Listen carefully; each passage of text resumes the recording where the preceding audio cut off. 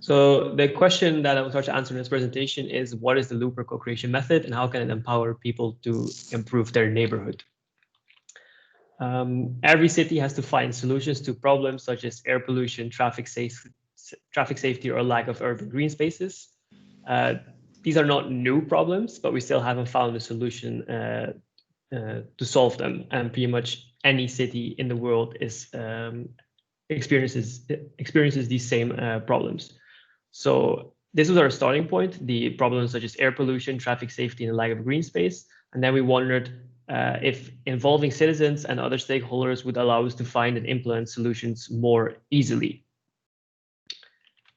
So in the Loop project, we tried to combine urban planning and co-creation in order to find solutions to urban problems. And the project's hypothesis was co-creation can improve urban governance and planning. Now, what is co-creation? It is used interchangeably with terms such as co-design, co-production. It is used as an innovation approach, as a design method. It can focus on the process as well as the outcome. So basically, co-creation is a term so broad, it has lost pretty much all of its meaning. But still, it's a very fashionable term. And it also gets you project funding. So what we did in the Looper project, we defined co-creation as the explicit involvement of citizens and other stakeholders in each step of the planning process. So yeah, really the involvement of the end users and of relevant stakeholders is our approach in the Looper project. To do so, we developed a Looper model. So we start with problem identification.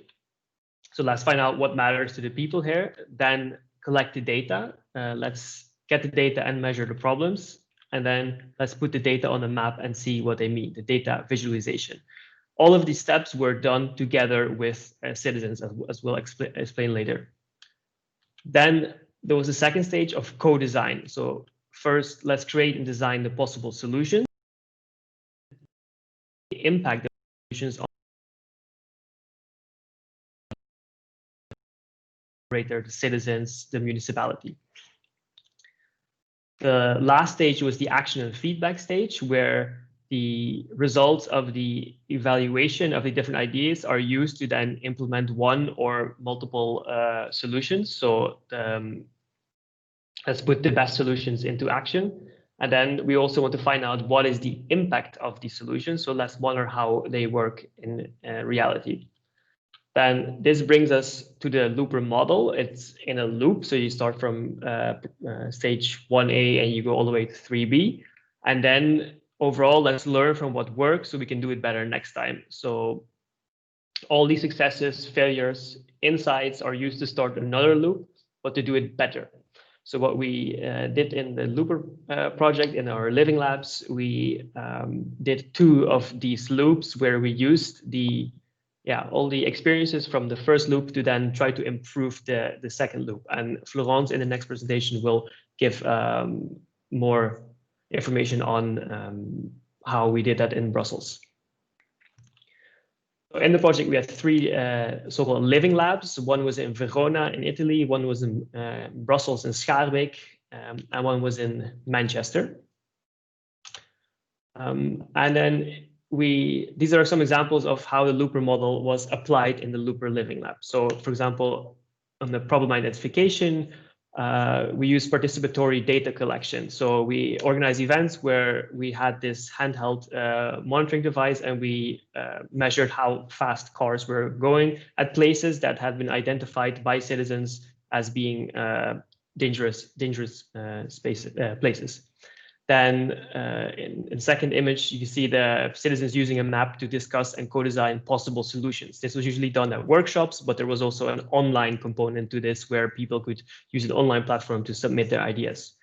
And then the action and feedback stage is the actual implementation of an idea. So for example, here it's in Manchester, a play street, and then you also want to analyze the impacts of this play street, and that can be done by looking at the traffic flows, but also by looking at the children, interviewing the residents. So these are some examples of the Looper model and Looper Living Labs, but Florence will give more information on this about the Brussels context. So the Looper project was a first step in researching co-creation in urban planning. The project's hypothesis was co-creation can improve urban governments and planning. And now it's to me to say this hypothesis has been confirmed or rejected. And unfortunately, based on our research, we cannot prove, but we also cannot deny that co-creation can have a positive impact on the planning process.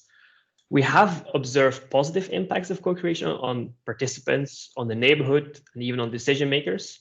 But co-creation is a bit messy, and its impacts are therefore difficult to measure. So what needs to be done, and what I will personally also try to do, at least in my research, is to evaluate the impacts of co-creation in a planning context, and in order to be able to say, well, this actually works better than the model we use now, which is sort of regular planning. In the project, we had several key learnings. Here they're mentioned very briefly, but we also have a very nice brochure where we go more in depth on these, but I'll mention them briefly. So keep the people on board. People are busy. Not everyone is interested in spending the evening discussing traffic safety or air pollution. What is then important is that you have a clear goal for your co-creation process. A successful co-creation process often builds on a local actor or initiative, which is trusted by citizens. We also advise to make the co-creation process as compact in time as possible. Otherwise, you will have participants drop out because of participation fatigue. You don't want every Tuesday evening to be discussing traffic safety, for example. You also want to go beyond the usual suspects. So it's important to reach out to people that usually would not attend your meetings. And we know from experience it's more easy said than done. And then co-creation means sharing knowledge. What I mean with that is that there are different types of knowledge. Citizens may have the local knowledge about their neighborhood that the decision maker may lack, and they want to see their ideas to be implemented as soon as possible. But decision makers have policy and expertise knowledge that citizens lack, but they have the knowledge on how an official planning process is supposed to go. And co-creation can facilitate the exchange of these types of knowledge where the policymakers get to know what are the problems of citizens and how can we solve them. And the citizens get to know that not everything can be done tomorrow. Sometimes a planning process takes time and money. Measure stakeholder support of co-design solution. What we did in the Looper project is that we used multi-actor, multi-criteria analysis to measure the stakeholder support for the co-design solutions. So, for example, for the public transport operator, for the citizens, for the municipality.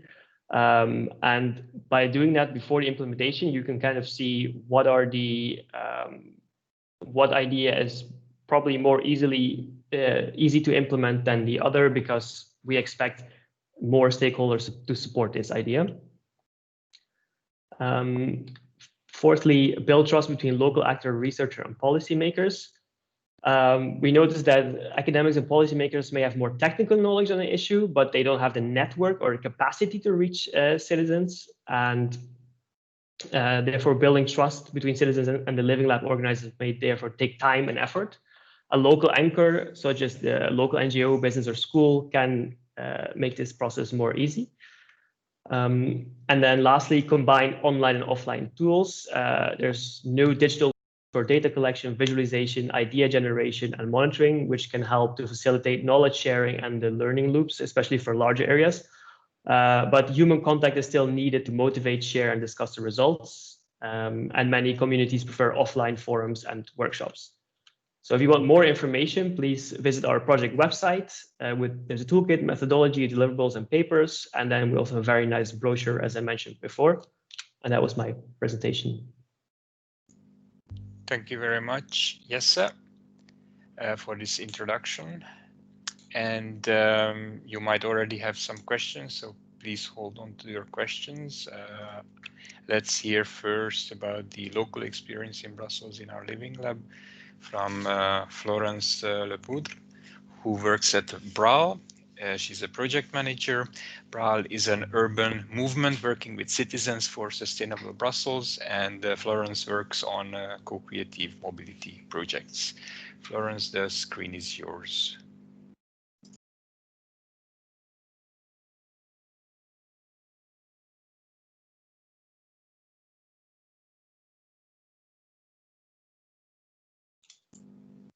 You're still muted. We can see the slides, but you are muted still.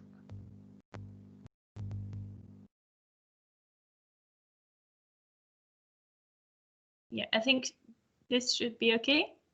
Yes. Okay, we can hear you. I was too fast. Yes, so I'm Florence, so yes, we worked at BRAL. We worked on the Urban Living Lab in Brussels with the VUB, and today I would like to share, well, first our story of the Living Lab, and then a few lessons learned and key recommendation. So first of all, the story of our Living Lab.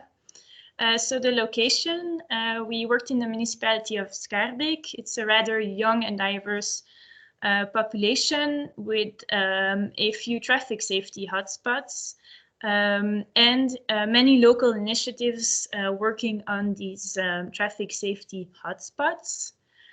For the first loop, we worked in the Helmet neighborhood. We kicked off in February 2018. And we did a step-by-step implementation. So we followed every detail of the LOOPER model as presented by Jesse. So we started with the problem identification. We organized workshops. We went on the street and we collected all the information we could on well, the problems related to mobility in the neighborhood.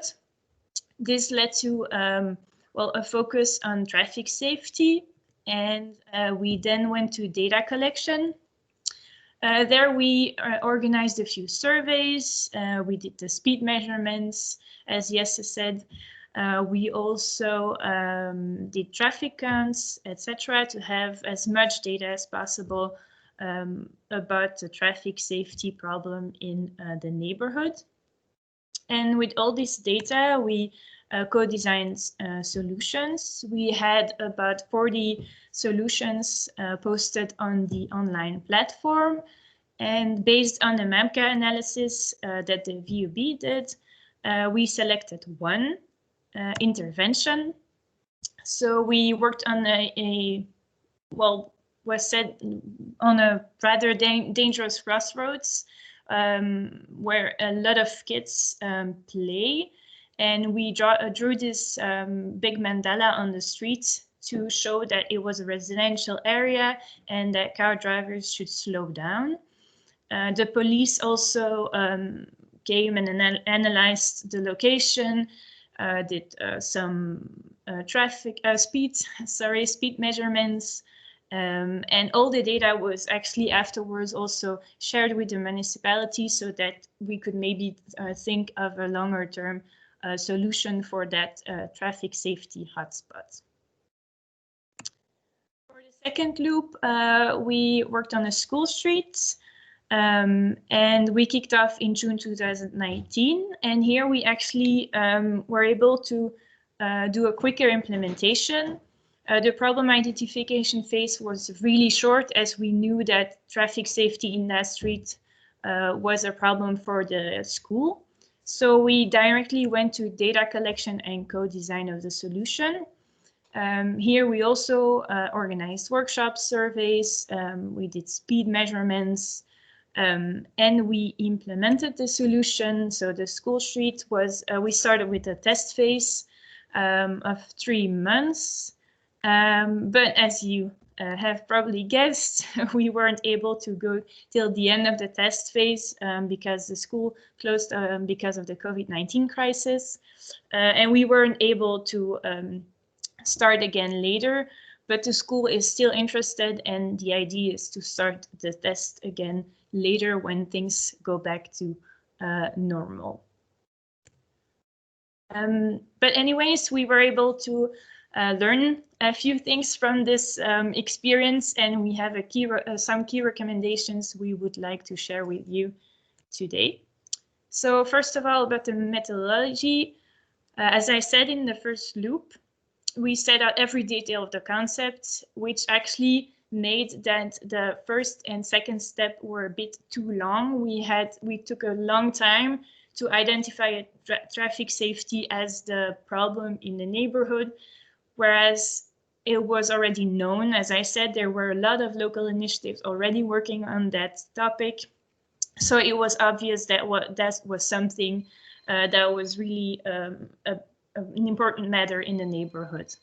So in the second loop, we had a more concrete and specific project. So it was quicker and faster, but it was really specific. The impact on the neighborhood was a bit smaller, as we only closed 30 minutes in the morning. So it was a bit more difficult to involve a broad scope of stakeholders. We also learned that we could involve, we actually involved a lot of different stakeholders, but we learned that we could involve some of them from further and some of them from in every detail of the project. And we also learned that co-design plans stay more at the level of input. Experts will have their say about it, so will politicians. There's always a transition between the input from citizens and what experts and politicians do with it, but we tend to forget about that when we do co-creative projects. So that's something to bear in mind. So the key recommendations here would be to be flexible in the project methodology. You can sometimes go faster in some parts or slower in others. It's always good to plan an exploration phase for actor mapping. For living lab coordinators, you should take into account that co-design is most times only an input and that it will be changed because, well, experts, politicians have to look at it and see what is most feasible. And for government partners linked to this previous key recommendation, I think we should try to evolve in the direction of a new democracy where this input from co-creative workshops is more than just input. About the relationship with the local government, so the municipality was involved from the very beginning of the project, and they had really added value during their workshop. The official road, however, to the implementation creates a long waiting time, and that sometimes is too long for residents because they see the danger. They want to see something like some improvement, but sometimes local government can go faster because there's a procedure they have to follow. So the key recommendations here would be to meet all departments of the municipality from day one, and not, for example, not only mobility department if it's a mobility related project. This allows the public actors and other stakeholders to prepare some elements beforehand. And using existing tools actually makes it sometimes easier to work. Like for the school street, it was a project of the municipality, so it was easier to, and we were able to work faster for this project. And then about the relationship with the neighborhood. We were new in the neighborhood, so we were discovering things and people while actually piloting the project, which made it sometimes difficult. But it was wonderful to have all this energy within the existing initiatives where we were able to grasp some more enthusiasm. So the last key recommendations here would be to have an exploration phase for the stakeholder mapping, and try to work with existing actors. There are a lot of local NGOs, etc., who know the neighborhood, and the neighborhood knows them, which it makes it easier to really work with everyone in the neighborhood, and to be flexible in ownership, so that people, citizens, residents, local initiatives can actually make the project theirs. That was it for me, so I give the screen back to Imre. Thank you very much, Florence, and yes, for the presentation. And I think while I was trying to navigate between 3 screens, a microphone and a camera, I forgot to introduce myself at the very beginning. Sorry about that. So my name is Imre Keserű. For those who don't know me, I'm an assistant professor and I'm leading our urban mobility research stream at VUB MOBI Research Center. And basically, I've been following up this project and managing this project from the very beginning, working together with Jesse and Florence. And now, more introductions. Now, in the second half of the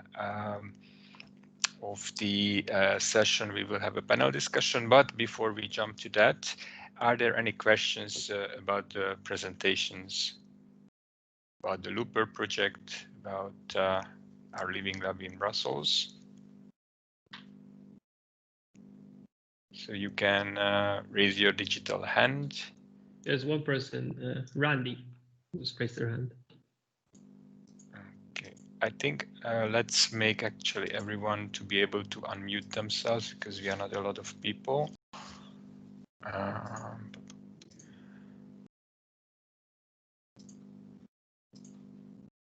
Either we reach out to unusual stakeholders. It's one of the questions from Chiara Lorraine from Bond Beter Leefmilieu. That's my guess. Florence, do you want to answer that one? Yes, one thing we try to do is to work with local NGOs. So for example, one of the local NGOs organized what they called the Matin Café. It was with local women of the neighborhoods, and they just gathered in the morning to discuss whatever they wanted to discuss. And I went there one morning. I shared coffee and delicious pastry with them, and we talked about what their concerns were about mobility, traffic safety as women, as mothers, and that was one of the things we did to reach other groups that were not into our main stakeholders. Okay, thanks, Florence. And we have more questions. Okay. From Randy. So researchers and Bral learned that they were discovering things and trying to grasp the local context while implementing a pilot project. Can you give examples and solutions? Be specific. Mm-hmm. So we actually organized workshops, as I said, to identify a problem in the neighborhood, and we worked with citizens of the Helmet neighborhood to work around mobility. And actually, while we were organizing those workshops and talking with citizens, we discovered that there were really a lot of local initiatives already working on traffic safety, etc. So actually, as I said, one of the solutions we thought about was, well, do an actor mapping before starting the project, and talk more to local initiatives and local NGOs before starting the project to see, okay, who's here and who's active in the neighborhood, and what is the background of the neighborhood. Okay, thank you. And then we have a question from Lisbeth. Are both the policymakers and the citizens likely to continue using co-creation methods in their municipality? Oh. Maybe that's also a question for the panel. Yeah. Maybe actually, yeah, we can discuss this further in the panel. But what do you think, Florence or Jesse? No, I hope so. No, and I really think it's something now that we've started, it's something we can't go back from. And I mean, we're learning so much about co-creation. It's getting like it's improving, and I think the experience we have makes it really a good co-creation and interesting co-creation. And I think we now have seen the added value of good co-creation, not only in the Looper project, but in all co-creative projects in cities and cities. Mm-hmm. And there is a request concerning the network map, actor network map, if this is possible to see somewhere. Is it included in any of the deliverables? For each living lab, there like the opening deliverable where all the stakeholders were they're described, but sometimes like throughout the implementation, because that was a preparation phase, but when you're actually walking around the neighborhood and talking to people, then you find out there's actually more stakeholders than the one you found when doing your desk research. But there's not an actual map, no. And then the last question before we start the panel discussion from Randy: for new school streets in Brussels, what are specific suggestions or proposals? Yeah, that was the aim of the second loop, to implement this school street and to see what goes well, what doesn't, and how we can improve it. But then, yeah, Corona happened, and I think the school street was implemented 2 or 3 weeks, so it was unfortunately too early for us to say anything about our approach and whether it's better than the normal approach when setting up a school street. But we did notice that it's very difficult to involve the neighborhood with the implementation of the school street, because you need people to man the barriers and to put them on the streets and to let certain cars go through. And yeah, it's hard to motivate people to wake up half an hour earlier to stand in the cold and in the rain. All right, thank you very much for the answers. And I suggest that now we turn to our, we extend the discussion with the policymakers and the civil society representatives during the panel discussion. So I have the pleasure to welcome the 3 panel members, and today we have an all-female panel, which is great because that's very rare actually at meetings and conferences. So I would like to welcome Adelheid Bietebier. She's the vice mayor in Schaerbeek, and she's in charge of all mobility plans, and she has a particular interest in modal shift, sharing public space with cyclists and pedestrians. And her political career started 25 years ago, but she stayed in touch with the civil society and civil movements. Then we have Sophie Feider with us.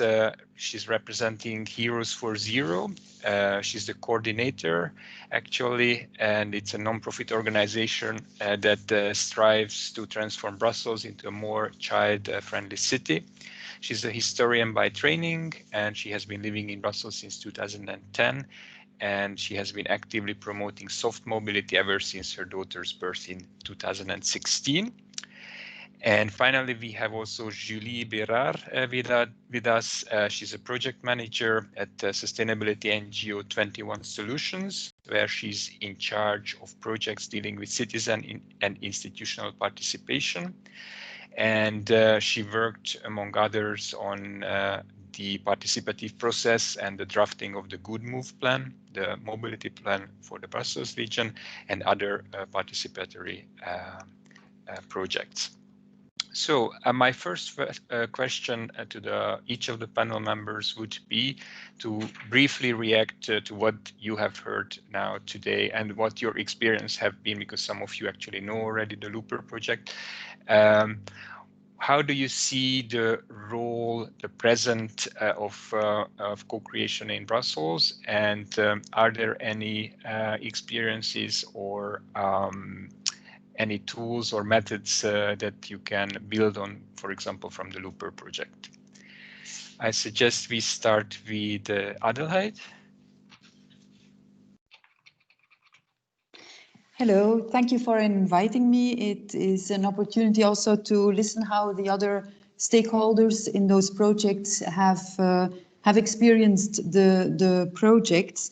Now, I have most, let's say, my best experience was with the school street in the Grote Bosstraat, because there we could work at local level, let's say, very locally, the school itself, a director who was super motivated to have the parents of his children also involved in that project, who he witnessed his own experience as a boy before he was director, how he was involved in working on safe school surroundings, and he brought the paddy bus as one of the ways to have even the smallest children linked to each other very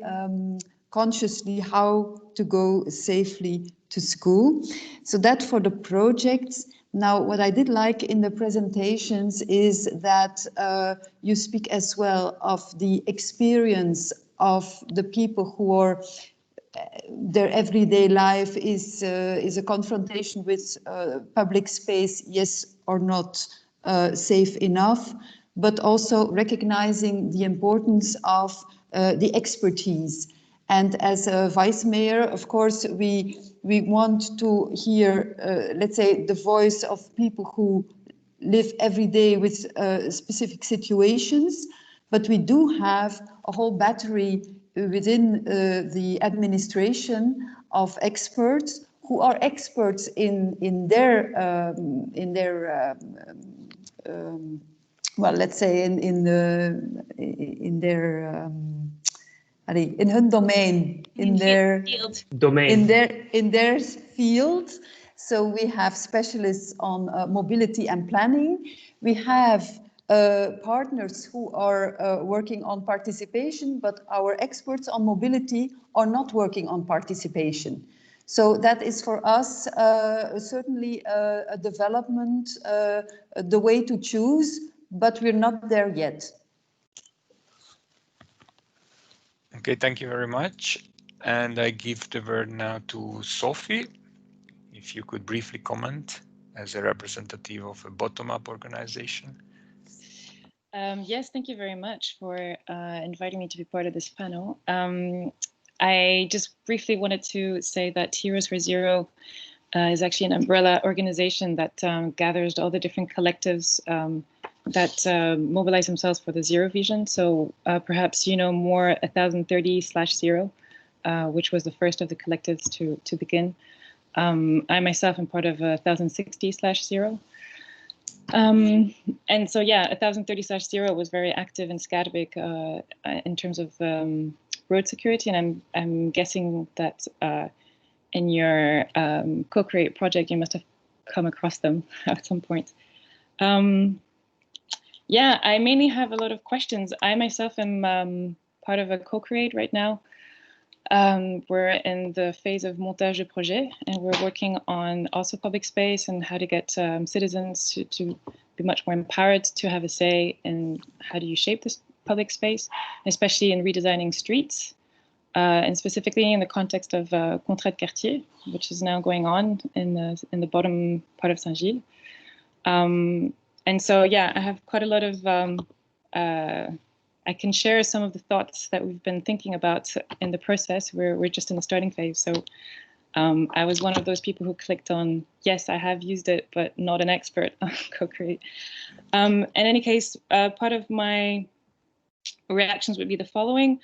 I was interested in, Jesse, what you were saying about modes of evaluation on the impact of such projects, because I think it's very much process-based. We should tend towards a more process-based evaluation. I think if you just do an evaluation in terms of outcome, it's true that it's not perhaps not so conclusive. But for me, what seems to be the most important is really how do you what is the quality of this process like? How do you really get people involved, and how do you actually manage to redistribute power in a much more horizontal way? That for me is really what's at stake here. And I find that projects that enable you to get people from different backgrounds, different horizons to work together on a project, it's an amazing engine for social cohesion. And this is the kind of thing that I'm interested in finding out. How do you valorize that? So that's one point. The second one would be I'm really, really curious to know, how are you able to go beyond the usual suspects? Because that's another key issue for me. I'm interested also in knowing a little bit more, how were you able to, how did you build your project? To me, co-create means that those people who are not usually researchers, but who are the first people affected by the theme of your research, are at the heart of this process. To me, it sounds like they were kind of integrated along the way. So I'm wondering, what would it change if they would be part of the project at the very beginning, when you're still writing up the project? This is one of the things that we're trying to do right now. And basically, my main contribution would be this. My question would be, is it an option not to do a co-create at this stage? What I've seemed to be noticing in my neighborhood is that we're, especially the lower part of Saint-Gilles, is experiencing gentrification right now, which leads to a lot of tensions between basically two groups of people: those who've been there for a very long time, who tend to be of immigrant descent, and those newcomers who are white, middle class, highly educated families who are pushing through this environmental agenda. But it's creating backlashes, people who are resisting, not so much because they're against environment, but because they feel like it's being imposed onto them. And so from the reading that I've been doing on the superblocks, I've realized that when this urban design that is meant to lead to an environmental transition, fighting against climate change and all that, it's all very well said and done, but if there's not enough participation, then it creates resistance, which is what happened in the case of the superblocks in Barcelona. So yeah, is it an option not to do a co-create in the end? In this very specific context, I'm wondering, all these wonderful ideas that are coming up in terms of how to change our neighborhoods, I can clearly see that if there's not a participatory process, a very strong participatory process behind it, we're going to run straight into a wall. So yeah, okay, thank you very much, Sophie. Before I let Jesse and Florence respond to that, I would like to ask Julie if you would like to comment on Looper, the presentations and co-creation in Brussels. Voilà. Bonjour. Donc, je travaille chez 21 Solutions et je voulais juste préciser qu'on n'est pas une ONG, mais c'était juste pour préciser le cadre dans lequel on travaille. I'm sorry, my English is not so... Florence, et donc, nous, on répond à des appels d'offres des administrations régionales, communales ou d'entreprises privées.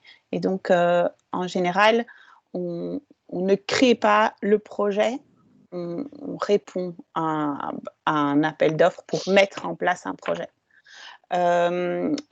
Mais bien entendu, et c'est quelque chose auquel on veille très particulièrement quand on lit le cahier de charge, quand on le reçoit, c'est la trame de la participation et la volonté d'avoir une participation vraie de la part de l'administration communale ou régionale qui nous envoie le cahier des charges, parce qu'on a encore souvent de la fake participation, où il y a encore une confusion entre participation et communication, information. Et pour nous, c'est fort important de faire la différence entre ces différents niveaux de participation. Et par rapport à la présentation de Yes et de Florence, donc nous, on fonctionne quasi à 100% de la même manière que vous. Il y a juste une petite chose qu'on fait, enfin 2 points d'attention, mais ça, Florence l'a précisé, c'est la présence sur le terrain. Donc pour nous, c'est vraiment le point de démarrage des projets, c'est d'être présent sur le terrain pour rencontrer les gens qui vivent dans le quartier. Parce que tout le monde n'a pas accès à Internet parce qu'il y a parfois la barrière de la langue. Je vais m'arrêter là pour que tu traduises un peu, Florence, parce que... So Julie was explaining that they're not actually an NGO and that they don't really actually write proposals. They answer to projects written by local governments and sometimes also companies. And they answer to projects and they work in projects where co-creation is at the center. And with co-creation, she means real co-creation because sometimes there's a confusion between communication and co-creation. So real communication, and the first thing they pay attention to when they start a project is being on the field. So really going in the neighborhood where the project will take place, talk with people and get to know people, because there's sometimes a language barrier and sometimes people don't have access to the internet, so you can't do everything online. You have to go to do offline animations and things, and you have to go in the neighborhoods. Et cette part du projet prend du temps. Et ça, souvent, le commanditaire, l'acteur politique ou n'a pas, il ne perçoit pas l'importance de ce temps. Et donc, parce qu'il y a des deadlines politiques, des mandats, des projets qui doivent suivre. Et donc, nous, c'est quelque chose auquel on prête vraiment attention, que la première phase du projet, le temps lui soit vraiment donné. Et puis, je vais apporter un deuxième point, donc je te laisse traduire, Florence. And actually this being on the field takes a lot of time, and so they also see that when they start a project, they are given enough time to really be on the field and do this actually exploration phase. Et alors, le deuxième point que j'ai pas vu dans le Looper model, c'était de poser le cadre. Parce que, donc moi, je travaille principalement sur des projets d'aménagement du territoire et de mobilité. Et en fait, quand on va à la rencontre des citoyens, pour nous, c'est fort important d'expliquer aux gens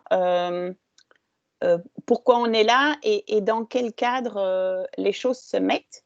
Parce qu'en fait, surtout à Bruxelles, pour le moment, il y a des chantiers partout. Et donc, les gens ne comprennent pas toujours cette face cachée de ce grand puzzle qui se construit. Et donc, on essaye de vulgariser ça au maximum. Et alors, pour l'aspect mobilité, parce qu'il y a souvent cette phrase qui revient, « Oui, mais les citoyens ne sont pas experts techniques ». C'est du coup de dire aux citoyens, nous, on estime que ce sont les experts du territoire, parce qu'ils ont la connaissance d'usage du territoire. Et puis après, il y a les experts techniques. Et donc, c'est comme fixer le cadre du jeu. C'est dire, voilà, on va réaménager cet espace. Maintenant, il faut tenir compte de ça, ça et ça. Et ça, nous, on trouve que c'est hyper important de dire aux citoyens qu'il y a des choses qu'on va pouvoir faire et d'autres choses qu'on ne va pas pouvoir faire. Et c'est un travail aussi qu'on fait en amont avec le commanditaire, avec la commune, pour dire, OK, jusqu'où on peut interroger le citoyen, parce que souvent, alors, on arrive à faire rêver les gens, et puis, pour finir, on change juste 3 bancs. Et donc, c'est important de bien préciser ce qui va être fait et comment ça va être fait. Voilà. Okay, so when starting a project, they also go on the field to actually give the frame of the project, explain the context, because there are many different projects and levels of governments in Belgium and in Brussels. So they try to explain the puzzle and explain which piece of this puzzle this project is. And they also try to see with the local governments to what extent they will be able to change things. So because sometimes you promise things and then at the end you just change 3 benches in the street. So that's important it's important for them to know, okay, what will be the framework of this project, what will we be able to do, and also explain this to citizens. And another thing is that they also see citizens as experts, maybe not as technical experts, but as experts of the streets. They actually use the streets, and so they have this user experience that is a really added value. Et alors, une dernière chose. Sorry. We are short for time. Yeah, okay. We are very short for time, Sorry. so I would like to very briefly, I would like to ask Florence and Jesse to react, especially to the questions of Sophie. And then we have one last round of questions. And in the meantime, from the audience, if you have any questions, please put them in the chat to the panel members. Yeah, I will reply to some of the questions by Sophie. I can't answer all of them, but the most interesting for me is that the redistribution of power through co-creation. And what we did in the LOOPER project, and when we started, at least when I started, it's like we told people, like your input will definitely be used. We're gonna have like great things changing. And then you find out that if you go to the municipality with like, these are ideas for citizens, they're like, that's not possible, that's not possible, that's gonna take time, maybe that one. And then you're like, oh, that's the least nice one that we actually want to do the other one. But then you realize that the power will always be with the decision makers, and they have to be really willing to share their power with citizens in order for anything to happen. If you have, if you live in a municipality that doesn't want to cooperate with citizens, tough luck. Like it's as far as my experience goes, it's not going to happen. And there's an extra element to this, like, do you even want to redistribute the power through co-creation? Because no matter how much you try, no matter how much you try to engage people who are who think they're not expert on a topic, who might not be interested in the topic, there will always be people who you will not reach. We've distributed 1,000 surveys and we got, I don't know, 30 responses.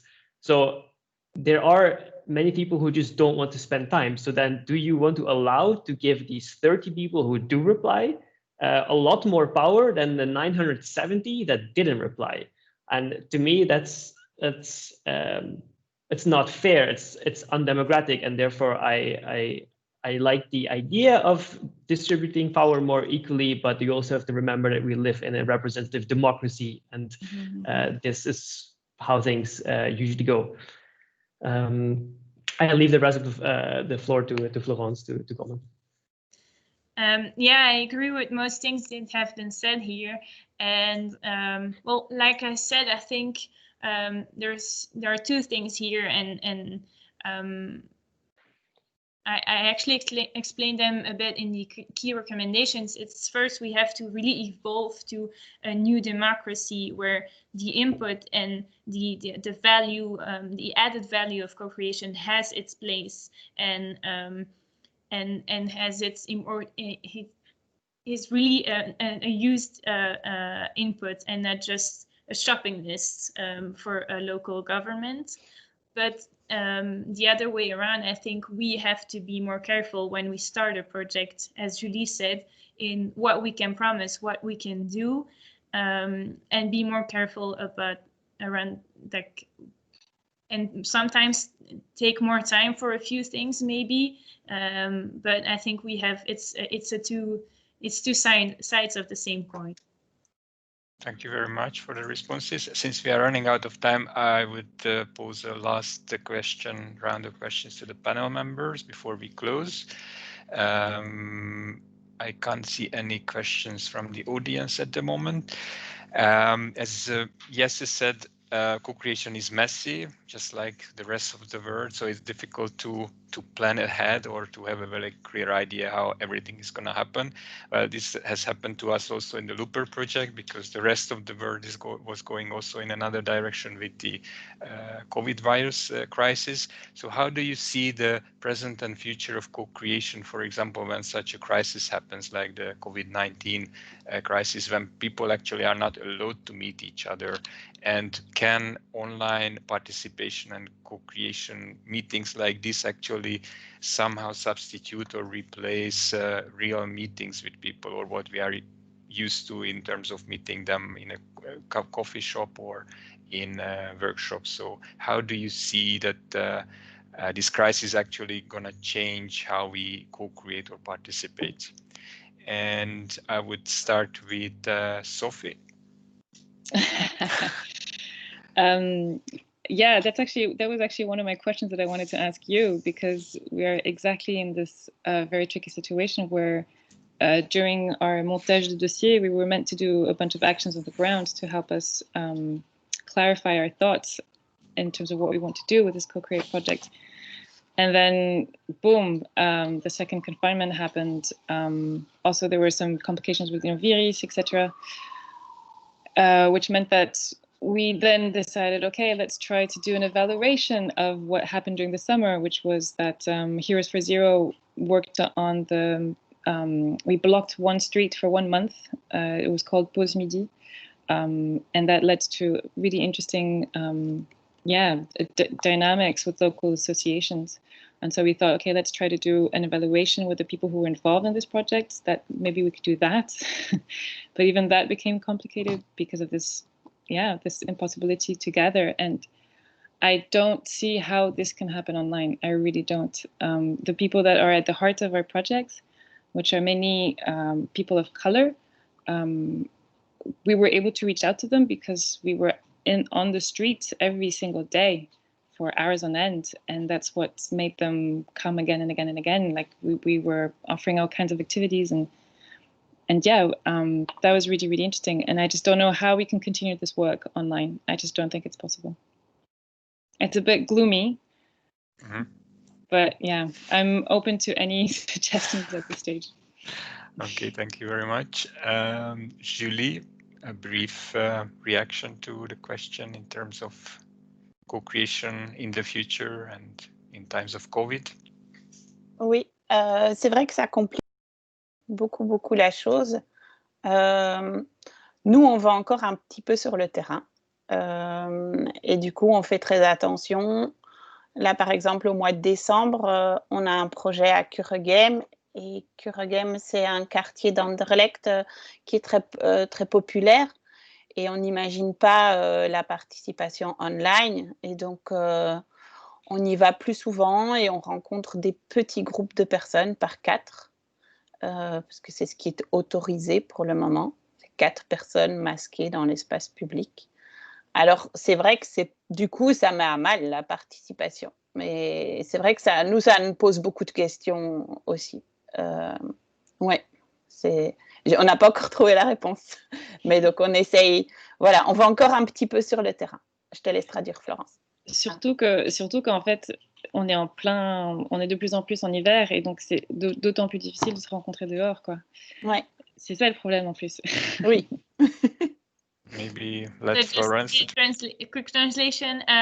So they actually make use of the fact that you can still see 4 people in the public, outside. So they still go on the field and do small gatherings with 4 people maximum.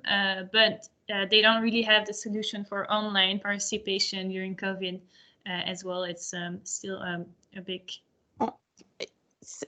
On a juste, pendant l'été, avec la SBL Périphéria, on a offert du data à certaines personnes qui n'avaient pas accès à Internet.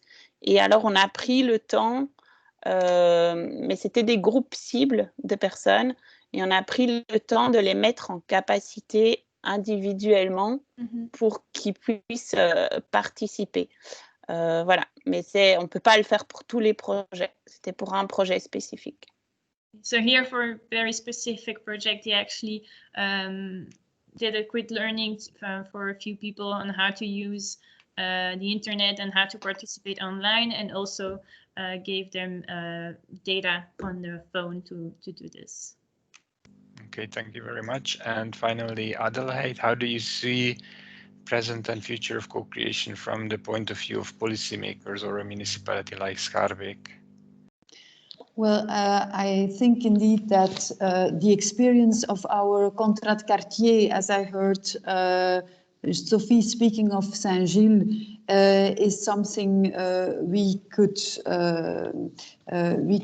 surely introduce it at the level of our administration, because just until now we have 10 contrat quartiers, and there was always Renovas who is working for us, but who has taken care of that aspect of participation. We have, for our new projects, we have included it together with our own officials, and that is working with ECORES for the Contrat Local de Mobilité. They have already experience with Stad Brussels.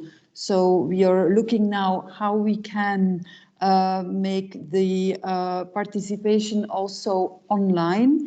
And our very first experience with online participation is with the organization or the firm called LOOPER, and will be the 9th and the 10th of December, where we, with 120 people from Azalea Pakeret, will be discussing the impact of a new cyclist infrastructure.